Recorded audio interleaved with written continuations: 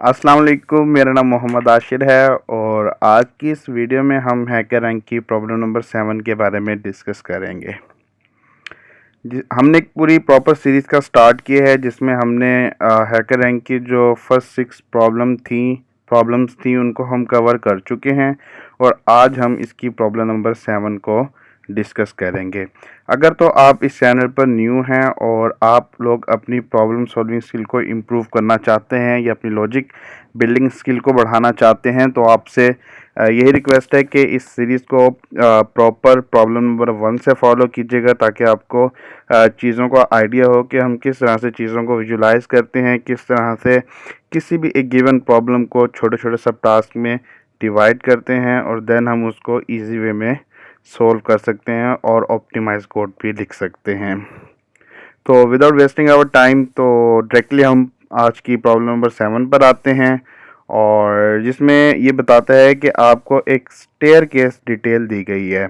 सबसे पहले हमें ये समझना होगा कि यहाँ पे जो स्टेयर केस की बात कर रहा है, स्टेयर केस हमारे पास होता क्या है। स्टेयर केस की एग्जांपल ली गई है एक सीढ़ी से। सीढ़ी में हमारे पास क्या होता है, एक स्टेप होता है, एक स्टेप रखते हैं, देन हम नेक्स्ट सीढ़ी पर जाते हैं तो वो हमारा सेकंड स्टेप बनता जाता है, थर्ड पे जाते हैं तो वो तीसरा स्टेप।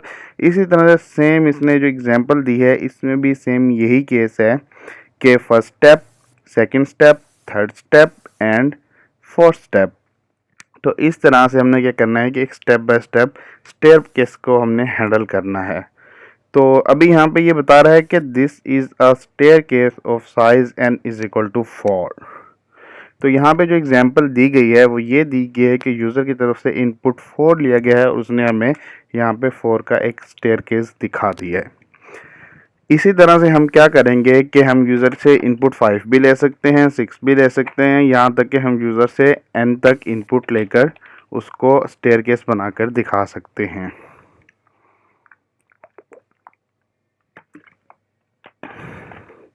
तो उसके बाद यहाँ पे ये बता रहा है कि its base and height are both equal. इसकी बेस ये वाली एंड देन इसकी जो है हाइट बनेगी वो बोथ आर इक्वल होगी। ठीक है। It is drawn using a hash symbol and spaces, जो कि हैश सिंबल एंड स्पेसिस के साथ ड्रॉ किया जाएगा। The last line is not preceded by any space. ठीक हो गया जी। सबसे पहले तो हम प्रॉब्लम को समझने की कोशिश करते हैं कि वो इस प्रॉब्लम के अंदर कहना क्या चाह रहा है, देन हम इस तरफ आएंगे कि हमने प्रॉब्लम को किस तरह से सॉल्व करना है। तो सबसे पहले वो आपको ये बताता है कि आपको एक स्टेयर केस दिया गया है। तो स्टेयर केस में हम क्या करते हैं, स्टेयर हमारी किस तरह से बन रही है सबसे पहले हम ये देख लेते हैं। तो यहाँ पे जो ये वाइट स्पेसिस हैं, अभी मैं वाइट स्पेसिस को as a white space cover नहीं करता, इसको कोई भी एज ए स्पेशल कैरेक्टर यहाँ पे ऐड कर देता हूँ ताकि हमें पता चले कि ये किस तरह से वर्क कर रहा है। स्टैरिक स्टैरिक स्टैरिक और फर्स्ट में जो 4 की है तो लास्ट में हमारे पास यहाँ पे क्या आ जाएगा, हैश आ जाएगा। इसी तरह से सेकंड वैल्यू आएगी, सेकंड में क्या आएगा, asterisk asterisk then hash and then hash. फिर थर्ड में हमारे पास क्या आएगा, इसी तरह से asterisk asterisk asterisk and then hash की वैल्यू आती जाएगी, sorry asterisk then hash hash and hash. Fourth में हमारे पास क्या आएगी, hash hash hash and hash. तो ये हमारे पास क्या बन गया, अगर अब देखा जाए तो हम ये कह सकते हैं कि ये हमारे पास एक स्क्वायर मैट्रिक्स बन गया जिसको हम n क्रॉस n कह सकते हैं। तो मीन्स इसमें नंबर ऑफ हाइट और नंबर ऑफ रोज यानी कि बेस उसकी क्या होगी, इक्वल होगी। तो यहाँ से हम ये अंदाज़ा लगा सकते हैं कि इसमें दो चीज़ें हैंडल की जा रही हैं, एक तो number of rows and then second one is the number of height. तो इसको हम किस तरह से हैंडल कर सकते हैं, पहले हम इसकी पूरी डिस्क्रिप्शन को अच्छे से स्टडी कर लेते हैं, देन हम अपने सोल्यूशन की तरफ आएंगे। तो इसमें इसके बाद कहता है कि write a program that print a staircase of n size. ठीक है जी, साइज n का हम बना देते हैं। उसके बाद ये कहता है कि complete the staircase function in the editor below. आपने यहाँ पे कंप्लीट कर देना फंक्शन, ठीक है, वो भी कर देंगे। Staircase has the following parameter. तो स्टेयर केस के पास क्या है कि एक पैरामीटर है जो कि हमें क्या दिया गया है, एक इंटीजर नंबर दिया गया जो कि आपको ये बताएगा कि आपकी एंड या आपकी लास्ट पोजीशन कहाँ तक होगी। उसके बाद क्या कहता है print a staircase as describe above, जैसे कि अबव डिस्क्राइब कर दिया गया है इसी तरह से हमें इनपुट देनी है। एंड देन जो उसकी कंस्ट्रेंट्स हैं और उसकी जो लिमिट एंड बाउंड्री है वो आपको बता रहा है कि वो स्टार्ट होगी 0 से और जाएगी वो हमारी 100 तक। 0 और 100 के दरमियान वो हो सकती है, उससे अबव नहीं होगी और यहाँ से कम नहीं होगी। इसी तरह से यहाँ पे क्या करता है कि एक और इनपुट देता है 6 की, तो 6 की इनपुट देके वो आपको दिखाता है कि इसका आउटपुट जो रिज़ल्ट है वो हमारे पास क्या बनता है। तो इसी लिए हम यहाँ पे क्या करेंगे, सबसे पहले प्रॉब्लम को ब्रेक डाउन करेंगे and then try to solve this problem. तो जैसा कि हमने देखा कि ये हमारे पास एक स्क्वायर मैट्रिक्स बन रहा है। जब हमारे पास स्क्वायर मैट्रिक्स बनता है तो उसमें हमारे पास दो चीज़ें आती हैं, एक तो हमने हॉरिजॉन्टली इसको मूव करवाना है and the second one is इसको हमने वर्टिकली मूव करवाना है। तो हम यहाँ पे ये कहेंगे कि हमारी दो लूप चलेंगी, एक वो जो कि इसकी आउटर लूप होगी और एक वो जो इनर लूप होगी। आउटर लूप यहाँ पे हमारी क्या कर रही होगी कि आपकी नंबर ऑफ रोज को बता रही होगी कि यहाँ पे हमने कितनी प्रिंट करवानी है। फॉर एग्जाम्पल इस फंक्शन को कॉपी करते हैं सबसे पहले तुम एंड देन इधर यहाँ पे पेस्ट कर लेते हैं। ओके जी, अब हमने क्या करना है, सिंपल स्टेयरकेस रखना है एन तक, सॉरी एन तक नहीं 4 तक। एंड देन हमने क्या करवा देना है, प्रिंट करवा देना है। किसको प्रिंट करवा देना है, हमने यहाँ पे हैश प्रिंट करवा देना है। अब हमारे पास क्या होगा कि एक लूप चलेगा जो कि कहाँ तक जाएगा, हमारा एन तक जाएगा और उसमें हम क्या करवा देंगे, प्रिंट करवा देंगे हैश को। और ये वाला हमारा क्या होगा, आउटर लूप होगा जो कि हमारा डिसाइड कर रहा होगा, decide the height of stair. तो यहाँ पे इसकी हाइट को डिस्क्राइब कर रहा होगा। अब हम इसको प्रिंट करवा के चेक करते हैं। ठीक हो गया जी, तो हमारे पास हाइट आ गई है। अब हमने क्या करना है कि सेम वही काम करना है। अब हमारे पास हाइट आ रही है वर्टिकली एंड देन अब हमने क्या लेना है, जो हमारी ये देखें इस तरह से हॉरिजॉन्टल वैल्यू को प्रिंट करवाए। तो उसके लिए हम क्या करते हैं, एक और फॉर लूप लगाते हैं जो कि हमारे पास आई इंटू सॉरी जे इन 0 से लेस देन एन तक चलेगी एंड देन इसको हम फिर प्रिंट करवा के देख लेते हैं। और सॉरी प्रिंट, यहाँ पे मैं स्टैटिक प्रिंट करवा देता हूँ। हाँ अच्छा जी, इससे हम क्या करते हैं, यहाँ पे हैश की बजाय इसको इंडेक्स प्रिंट करवाते हैं ताकि हमें पता चले कि किस इंडेक्स पे कैसे हमारे पास स्टैटिक आ रहा है। अब देखें 0 आया, ठीक है। अब 0 के बाद हमारे पास 4 स्टैटिक आ गए, ठीक हो गया जी। फिर 1 आया, 1 के बाद भी 4 स्टैटिक आ गए। 2 आया, 2 के बाद भी 4 स्टैटिक। इसी तरह से 3 आया तो 3 के बाद भी हमारे पास 4 स्टैटिक हो गए हैं। तो अब हम क्या कहते हैं कि इसको मैट्रिक्स फॉर्म में बना लेते हैं जैसे कि हमें प्रॉब्लम के अंदर गिवन है। तो जो स्विफ्ट है उसके अंदर इसको मैट्रिक के फॉर्म में बनाने के लिए हमारे पास एक फंक्शन होता है टर्मिनेटर का, जो कि आपने यहाँ पे टर्मिनेटर देना है एंड देन इसको टर्मिनेटर क्या करेगा, नेक्स्ट लाइन पे जाने से ब्रेक करवा देगा।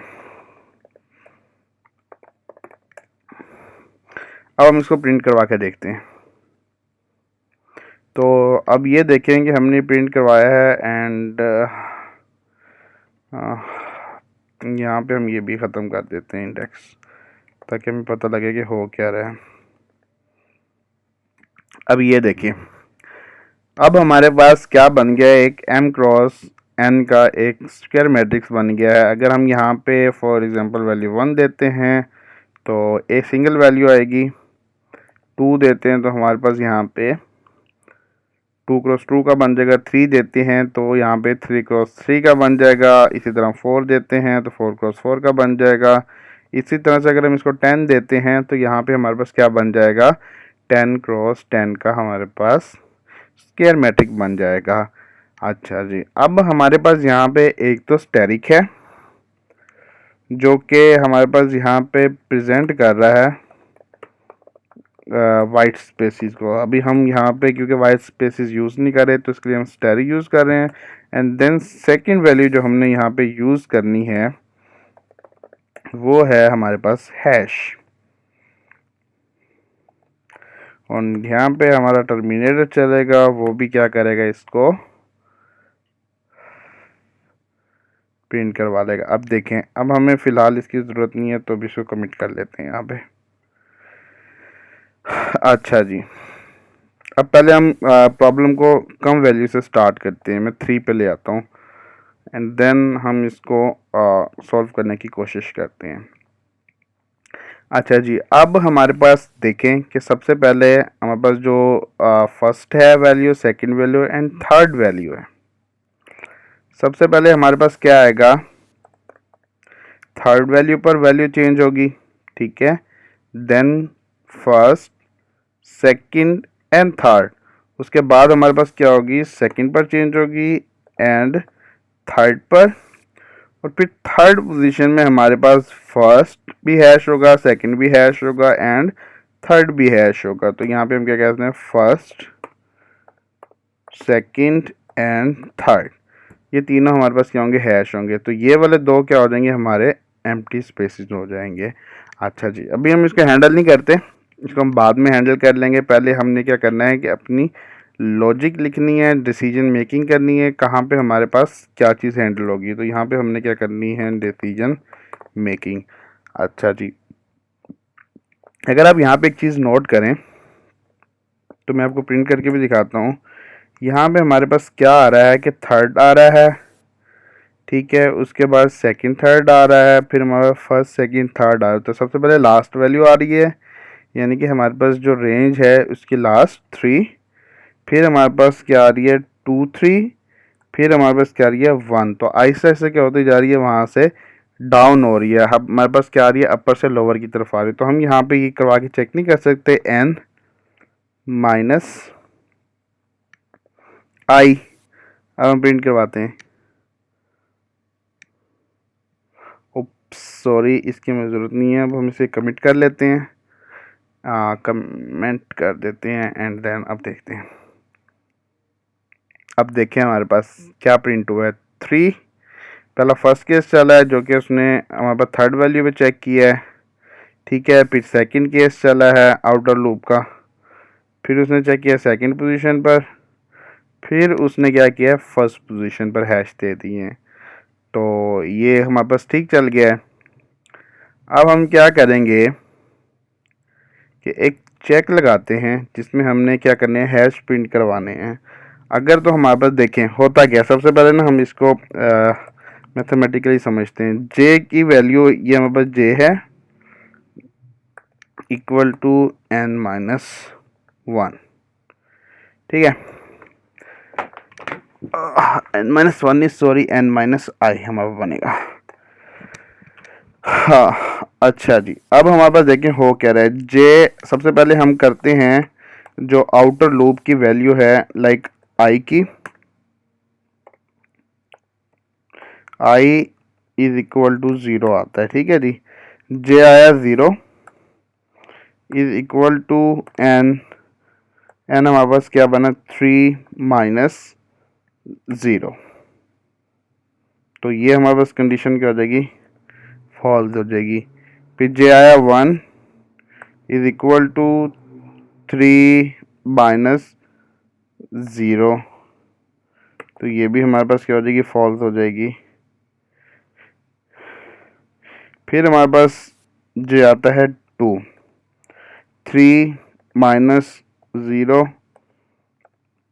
तो ये भी क्या हो जाएगी, हमारे पास फॉल्स हो जाएगी। अब हमने क्या करना है कि इस लास्ट जो वैल्यू है इस पे हमने प्रिंट करवाना है। तो अभी देखें क्योंकि हमारे 3 है तो 0 1 2, तो ये तो हमारे सारे केसेस चल गए हैं। और यहाँ पे हमारे पास क्या हो रहा है कि ये वाली वैल्यू इसकी इक्वल हो ही नहीं रही। अगर हमारे पास नेक्स्ट आएगा तो हमारा जो लूप है वो क्या कहेगा, आउट ऑफ बाउंड चला जाएगा।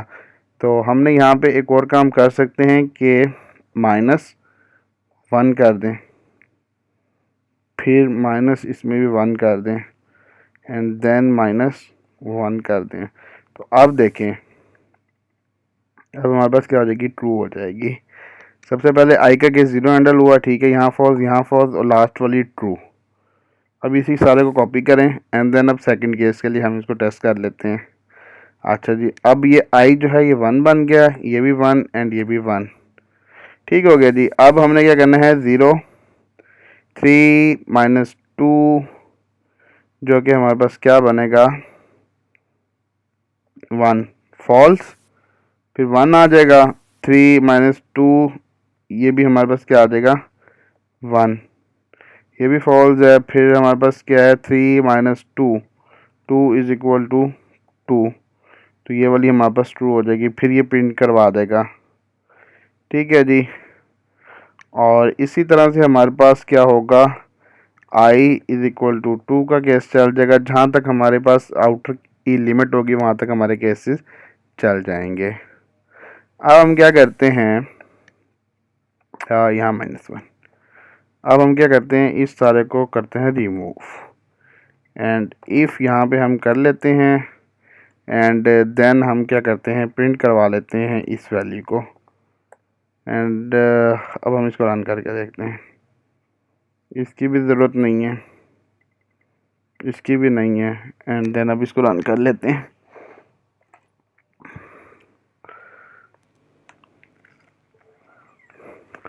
अभी देखिएगा कि ये हमारे पास क्या कर रहा है, जो इक्वल वैल्यूज़ आ रही हैं उस पर यहाँ पे प्रिंट करवा रहा है। अभी हम क्या करते हैं, यहाँ पे एल्स के केस में भी ले आते हैं, किसको ले आते हैं, हम स्टैरिक को उठा के ले आते हैं यहाँ से इधर, ताकि हमें पता चले कि किस पोजीशन पर ये हमारे पास स्टैरिक प्रिंट करवा रहा है और किस पोजीशन पर हमारे पास ये हैश प्रिंट करवा रहा है। देखें, लास्ट पे करवा दिया है, सेकंड पे करवा दिया है एंड देन फर्स्ट पे करवा दिया है।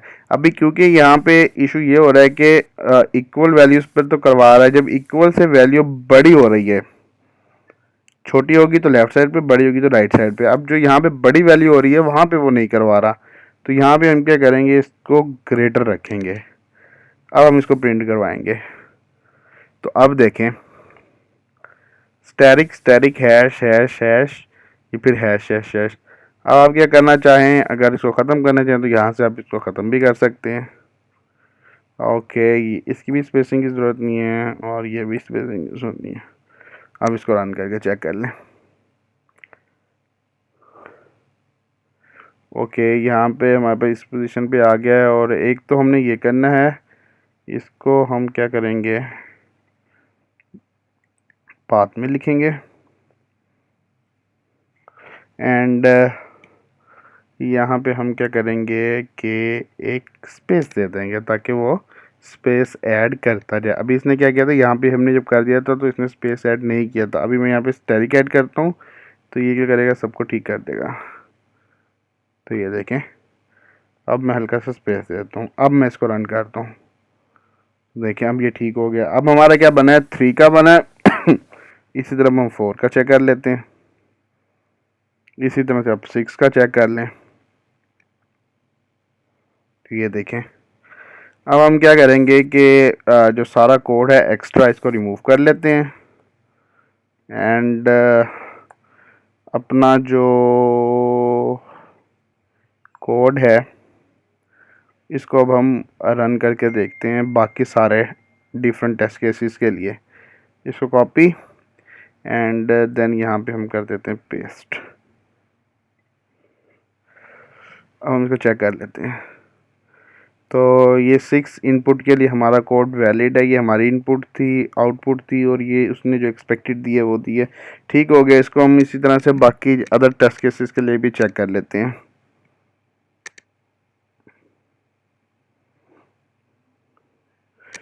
ओके, तो यहाँ पे ये देखें, हमारे जितने भी बाकी सारे के सारे टेस्ट केसेस हैं उसके लिए भी इसने हमें क्या कर दिया है, यहाँ पे इसको परफॉर्म करवा दिया कि हमारा जो कोड है, सोल्यूशन है, वो डायनामिक है, वो हर मतलब मल्टीपल टेस्ट केसेस के लिए ठीक वर्क कर रहा है। तो होपफुली दोस्तों, मैं उम्मीद करता हूँ कि आपको इस वीडियो से काफ़ी कुछ सीखने को मिला होगा। आई नो कि हम इस जो क्वेश्चन था इसको मल्टीपल वे में मल्टीपल पाथ के साथ इसको सॉल्व कर सकते थे। तो आप लोगों से उम्मीद यही करता हूँ कि आप लोग कमेंट सेक्शन में ज़रूर बताइएगा कि इसको हम किस तरह से मज़ीद ऑप्टिमाइज़ कर सकते हैं और मज़ीद और इसका जो बेटर वे है स्विफ्ट के अंदर किस तरह से हम इसको कोड को रिफ़ाइन कर सकते हैं। तो कोई आपका क्वेश्चन हो, कोई चीज़ ना समझ आई हो या लॉजिक बिल्डिंग से रिलेटेड आप लोगों का कोई भी क्वेश्चन हो तो आप कमेंट सेक्शन में पूछ सकते हैं। अपना बहुत सारा ख्याल रखिएगा, दुआओं में याद रखिएगा। अल्लाह हाफिज़।